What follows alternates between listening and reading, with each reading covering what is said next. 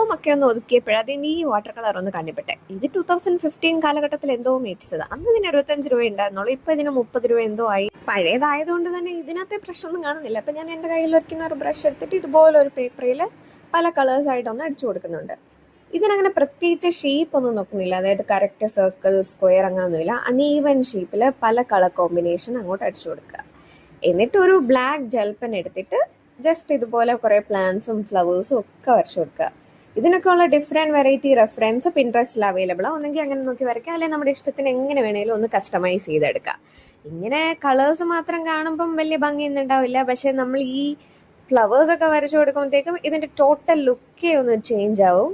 നല്ല ഏസ്തറ്റിക് ലുക്കിലായിരിക്കും സംഭവം വരുന്നത്. അപ്പൊ എങ്ങനെയുണ്ട്? അടിപൊളി ലുക്കല്ലേ? ഇനി നമുക്ക് ഇതിനെ ഒന്ന് സ്റ്റിക്കേഴ്സ് ആയിട്ടൊന്ന് വെട്ടിയെടുക്കാം. ജസ്റ്റ് കുറച്ച് വൈറ്റ് ബാക്ക്ഗ്രൗണ്ട് ഇട്ടിട്ട് വേണം വെട്ടിയെടുക്കാൻ. അവിടെയും ഭയങ്കര പെർഫെക്ഷൻ വേണമെന്നൊന്നുമില്ല, അൺഈവൻ ആയിട്ട് തന്നെ വെട്ടിയെടുക്കാം. ഇനിയിപ്പോ ഈ ഏസ്തറ്റിക് സ്റ്റിക്കേഴ്സ് നമുക്ക് തന്നെ വീട്ടിൽ സിമ്പിൾ ആയിട്ട് സെറ്റ് ആക്കി എടുക്കാം. അപ്പൊ ഇഷ്ടപ്പെട്ട എല്ലാവരും ഒന്ന് ട്രൈ ചെയ്ത് നോക്കണേ.